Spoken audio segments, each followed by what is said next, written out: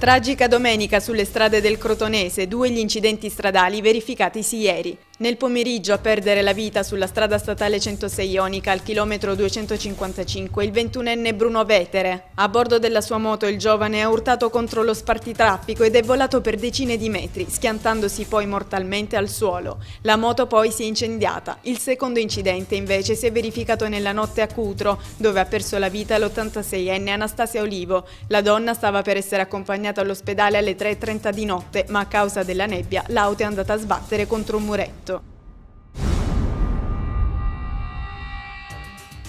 Ha riaperto la notte scorsa il porto di Gioia Tauro, la cui attività è stata bloccata per 30 ore per mancanza di navi in arrivo. L'azienda ha anche collocato i 1200 dipendenti in cassa integrazione per lo stesso periodo. Nel corso della notte sono arrivate 3 navi che si sono aggiunte ad una quarta arrivata ieri. I portuali, tra i quali regnano malumore e tensione, avevano pensato di scioperare ma sono stati convinti dai sindacati a riprendere l'attività in vista dell'incontro fissato per mercoledì a Reggio.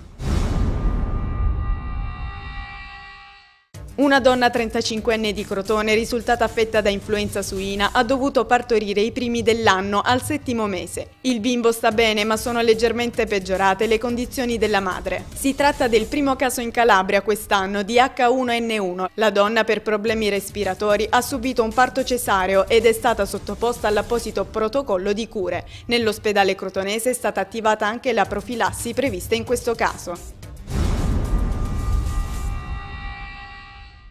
Si sono svolti nella chiesa di San Demetrio, nella zona di Mosorrofa, a Reggio Calabria, i funerali di Giuseppe Sorgonà, il parrucchiere di 25 anni, ucciso mentre era a bordo della sua automobile in compagnia del figlio di 2 anni, che è rimasto illeso. I funerali si sono svolti in un clima di grande commozione e dolore ed i familiari di Sorgonà hanno ribadito che il giovane era un bravo ragazzo. Proseguono le indagini degli agenti della squadra mobile che hanno sentito molte persone, ma non emergono elementi utili per far luce sul delitto.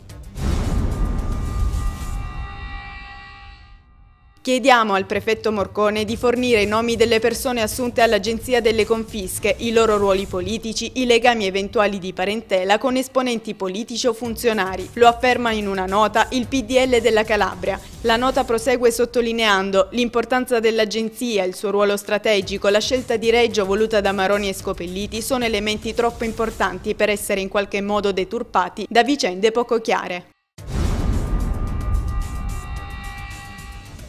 Giuseppe Scopelliti, presidente della Regione Calabria, dopo essere stato per 8 anni sindaco di Reggio, si conferma ai vertici nel sondaggio Governance Poll 2010 sul gradimento degli amministratori locali di IPR Marketing per il Sole 24 Ore. Tra i sindaci calabresi quello di Crotone al 5° posto nazionale, seguito da Nicola D'Agostino al 59%, sale di posizione il sindaco di Cosenza Perugini. Per i presidenti della provincia Vanda Ferro Catanzaro con il 62% si piazza prima nella regione e al 4° posto assoluto su base nazionale.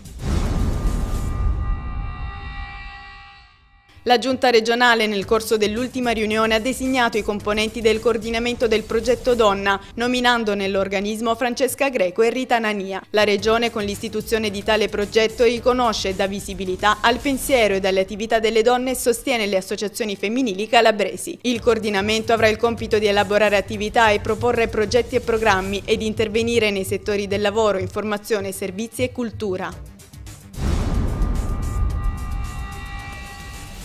Dopo le festività sono tornate in campo le squadre di calcio del campionato di Serie B Win e Prima Divisione. Nel campionato cadetto il Crotone ha superato allo Scida per 2-0 il Portogruaro, reti di Ginestra e Tedeschi, mentre la Regina, sempre in casa, è stata fermata sullo 0-0 dal Sassuolo. Rossoblù salgono a quota 27 punti in classifica, gli Amaranto a 32. In prima pareggio interno anche per il Cosenza di Somma che fa 1-1 in extremis con Essabr. I Lupi salgono a 26 punti in graduatoria.